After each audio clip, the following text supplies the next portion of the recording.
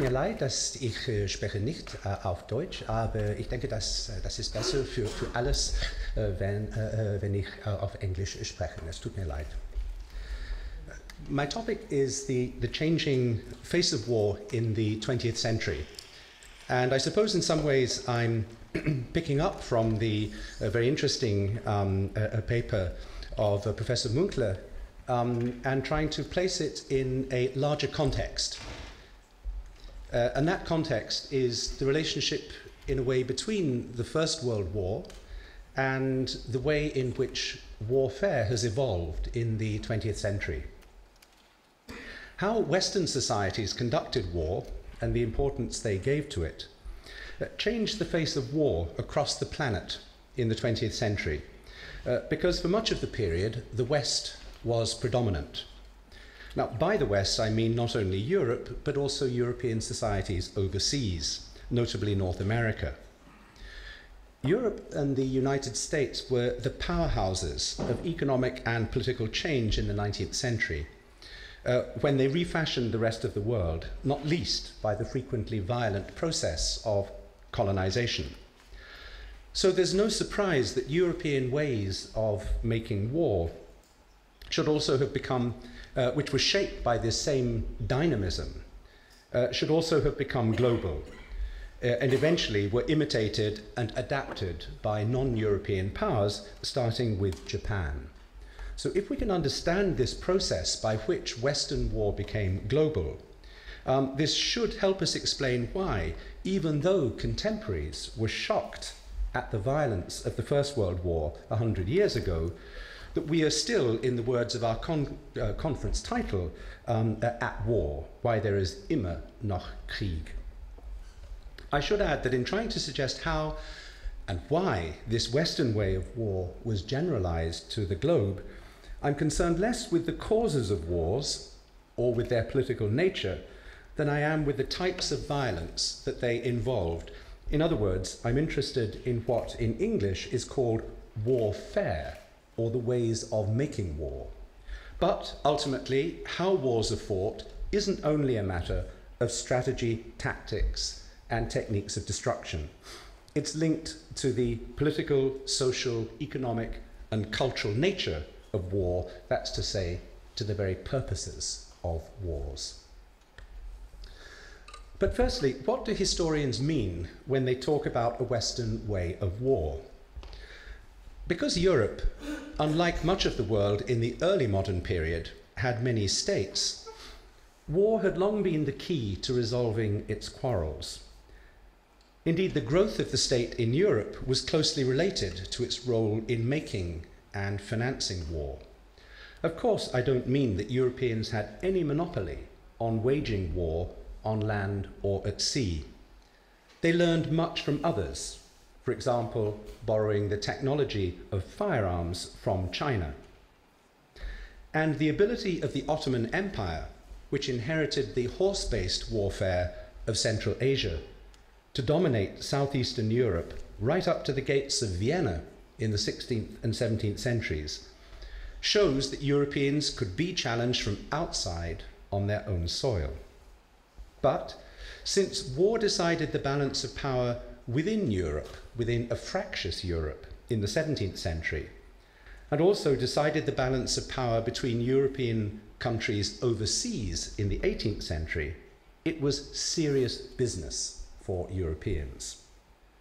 The Western way of warfare meant both fighting to the bitter end, till one side or the other was defeated, and also seeking always to get the edge on the enemy by new tactics, by new techniques of killing. The Western way of warfare, historians have argued, was notably lethal, was particularly deadly. Two developments in the 19th century made the potential impact of war even more devastating than it already was. First, as nations and national identities became central to politics following the French Revolution, societies became more integrated as power was legitimated by popular approval in varying degrees. This allowed the state to introduce short-term military service for all adult males and to call on them to fight in case of war on the basis that this fighting in the war was in their own interest as citizens or consenting subjects. It's the French revolutionaries who invent short-term conscription, the nation in arms, but it becomes generalized across the 19th century.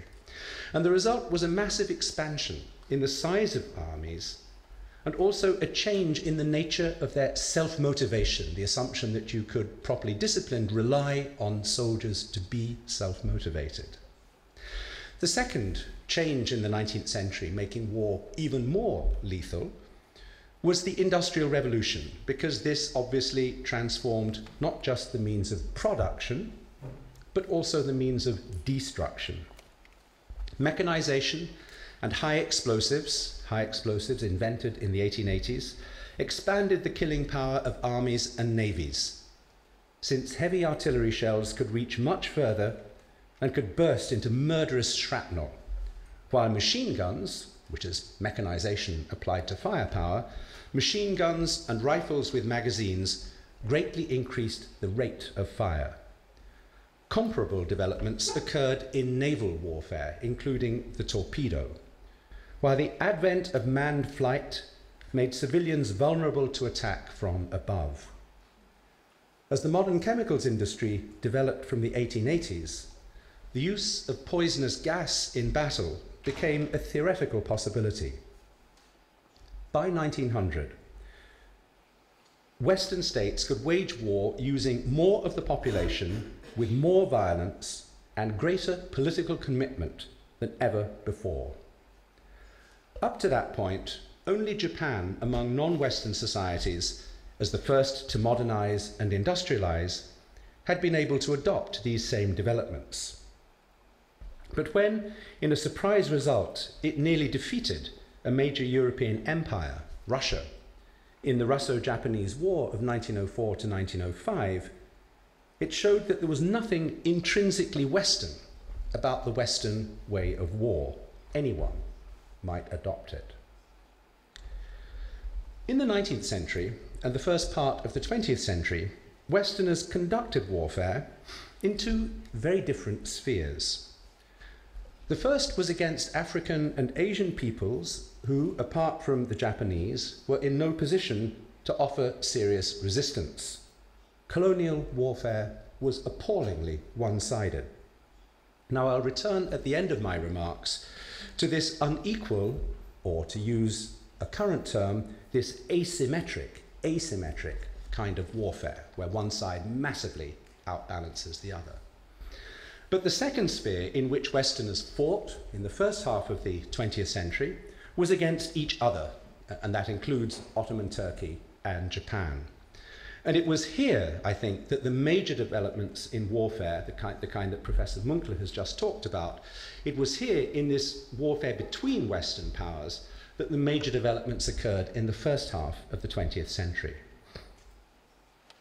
Despite industrial technology, Western powers before 1914 still imagined warfare, that is, the conduct of operations and how battles were actually fought. They still imagined warfare as it had been in the time of Napoleon.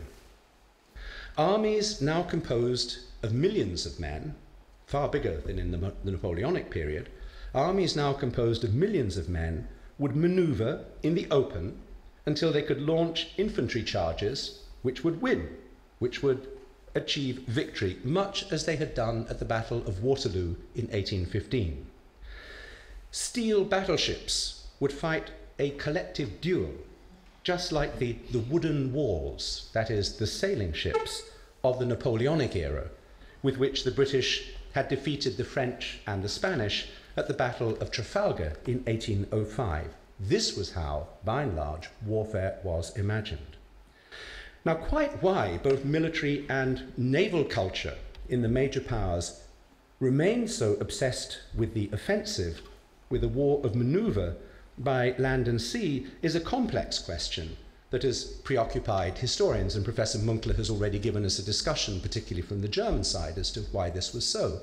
And I think that in part you're right, that there was a haunting fear coming from Clausewitz and the memory of the Napoleonic Wars that A total war, a war of complete engagement by both sides, could last a very long time.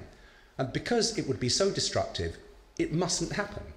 And the odd thing is that not only some people like Delbrück and some military thinkers thought this, but some of the pacifist thinkers also thought it. Ivan Blok is the classic example, the Russian pacifist thinker. But it's the same logic. Because a war like this might be so dreadful, it can't happen. Blok says if it happened, it would be suicide. Therefore, it won't happen because no rational man or society commits suicide. Well, whatever the reason, suffice it to say that our beliefs, and I mean our own beliefs, as well as that of military thinkers before 1914, are often rooted in the past. And people, including generals and politicians, fail to take account of basic changes in the world until they're forced by experience and by events. The First World War was one of those moments. It was the point when the transformations brought about by mass politics and industrial technology were first applied to warfare, at least in Europe. The American Civil War was an earlier case, but it was one that was largely ignored in the old world. As a consequence, the First World War proved a bitter revelation. When mass armies in the open encountered machine guns, modern rifle fire, and high explosive artillery shells, the result was devastating. In the French army, between August and December 1914, over 300,000 men died. Over 300,000 men in 5 months were killed. I'm not talking about the wounded. That's to say 20% of all French losses in the Great War were dead by Christmas 1914. And the result is not very different for the Germans. Digging trenches and going to ground was a rational response. It helped save lives. But it created a new kind of siege warfare in open country, which gave the defensive, with endless trench lines and heavy guns supplied by the nation's industry, a massive advantage. How to achieve breakthrough and restore the advantage to the attack was the key problem of the entire war. Now, I really want to underline this point. Sieges are, of course, as old as warfare. Land warfare has always alternated between two poles. The first is campaigning in the field with the aim of bringing the enemy to battle and defeating him, the Cannae example of Hannibal that Professor Munkler referred to. The second, the other pole of land warfare, is attacking the enemy's strong points, castles, towns, encampments, in order to take them by assault or to starve them into surrender by a long siege. Naval warfare has also alternated between battles like those on land, with fleets instead of armies, and sieges in the form of naval blockade. Now, contemporaries imagined that the First World War would climax quickly in major battles on land and sea. The opposite was the case. It turned out to be a siege war, but, and this is the point I really want to underline, it turned out to be a siege war of a radically new kind.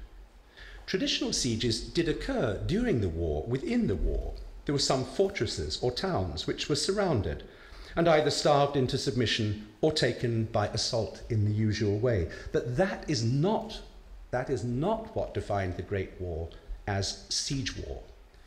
Rather, the system of defensive trenches, which was the only protection that worked against industrial firepower, meant that each side besieged the other. Each side defended, but each side also had to attack in order to try and break the siege.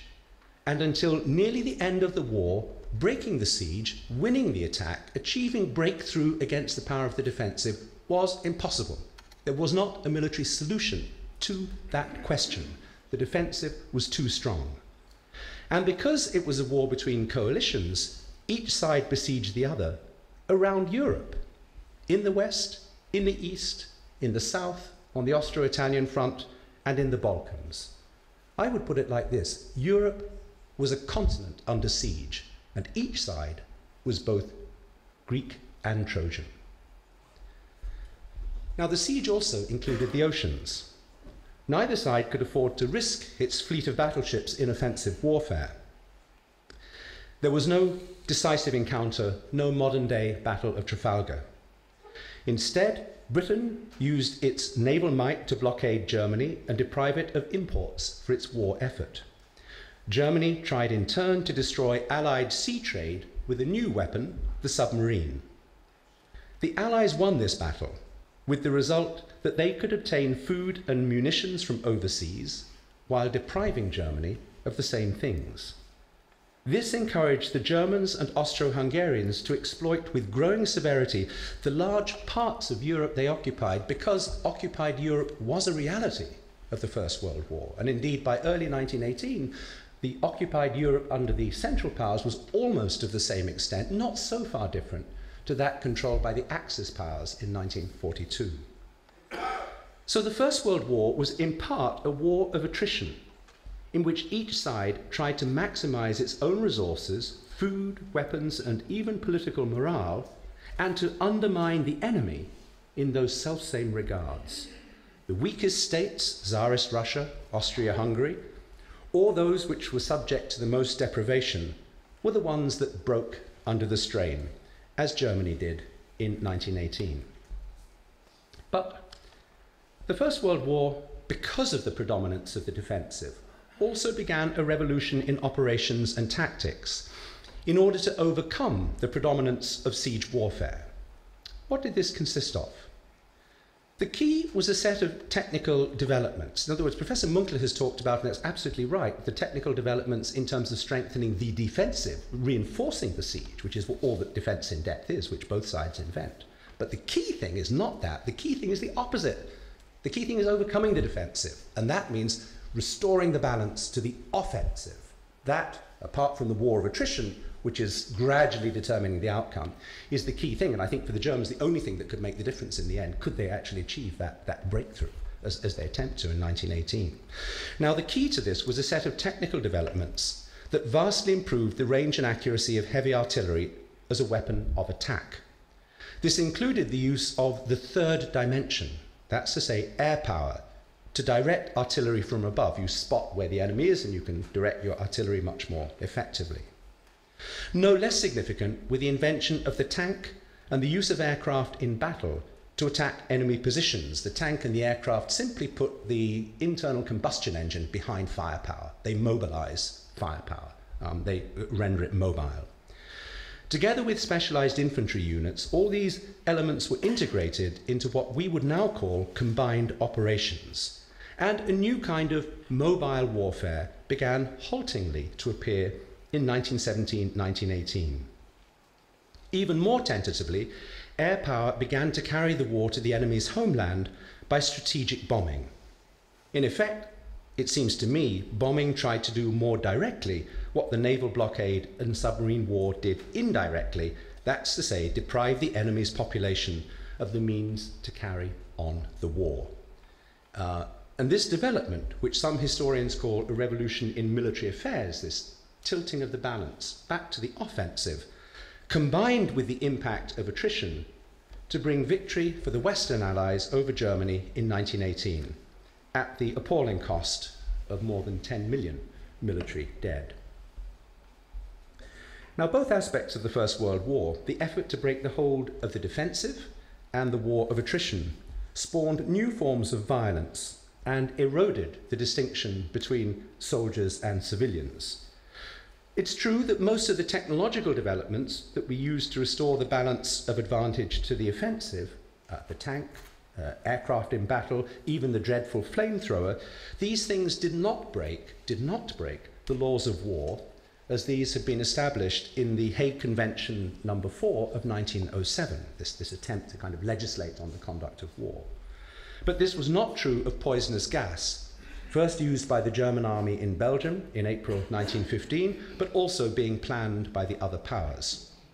People were shocked at the time because chemical, and I think still are, because chemical, I mean, we could talk about the reasons why people find chemical warfare so distressing, but people at the time were certainly shocked because chemical weapons treated humans like pests. They dehumanized them as if they were simply to be poisoned, to be eradicated. But in a process typical of the way military violence spreads, the Allies invoked the right to self-defense and the logic of reprisal in order to use the same chemical weapons in turn. In other words, by September 1915, the British are already using gas against the Germans. But because the effective protection emerged very quickly, notably gas masks, gas did not change the war. It was not a kind of wonder weapon which changed the outcome. It simply made the war more miserable for everybody. As for the war of attrition, it involved the express attempt to use starvation as a weapon against enemy civilians. I'm not talking about whether the Allied blockade did starve Germany, I'm talking about the intention. And the intention certainly was to starve Germany if that was possible. The same was true of unrestricted submarine warfare, which tried to achieve the same result in relation to the British, and which also meant targeting civilian passengers on ships.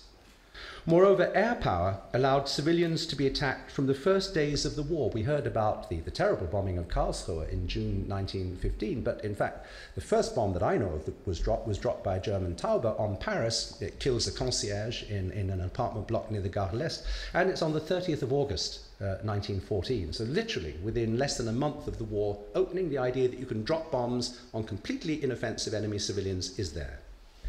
Of course, the means remained limited compared to the Second World War. But destruction like that of Coventry in 1941 or Dresden in 1945 was in the imagination from the start.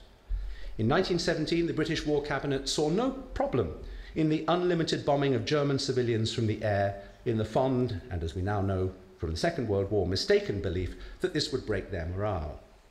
In these ways, civilians became indistinguishable from soldiers, and the same was true of how the German army used forced labour in the occupied territories. If all the population took part in the war effort, which they did with this kind of war of attrition, then everybody was also part of the enemy, women, children, and old people.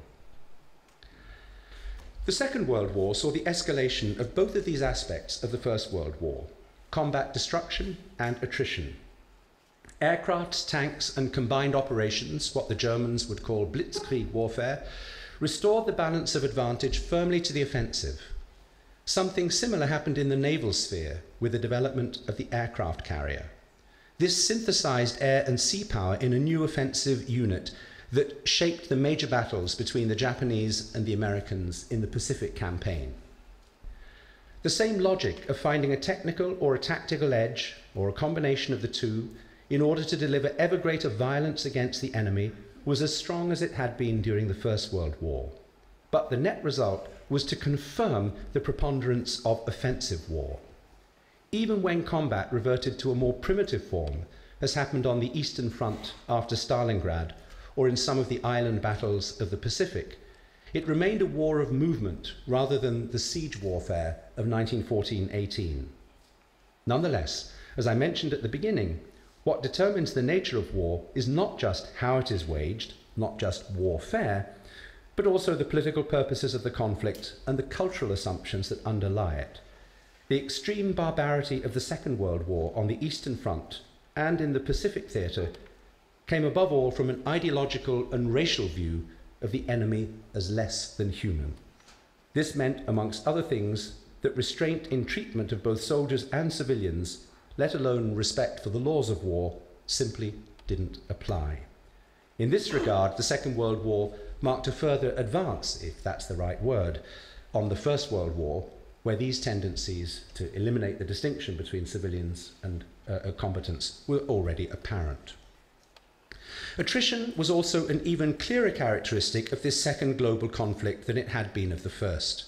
It meant mobilizing the total resources of society, its economy, culture, political system, against the enemy, including massive strategic bombing and a naval blockade to try and starve the enemy out.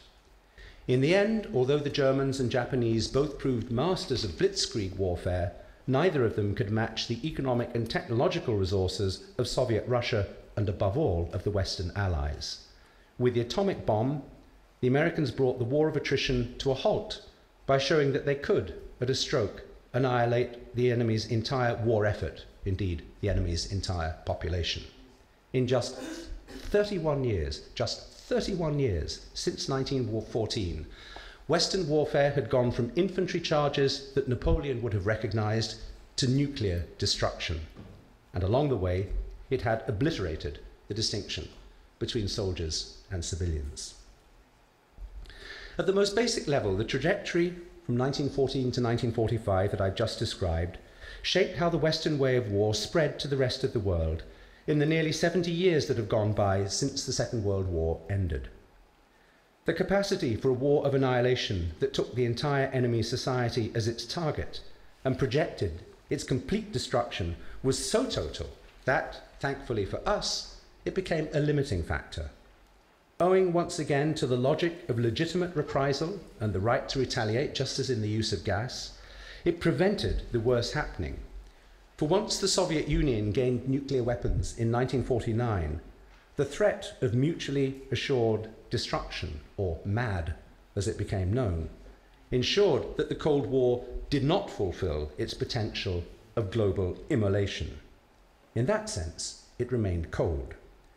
This meant that where the rival systems of communism and capitalism confronted each other directly in East Asia and Central Europe, it was a purely political and ideological conflict.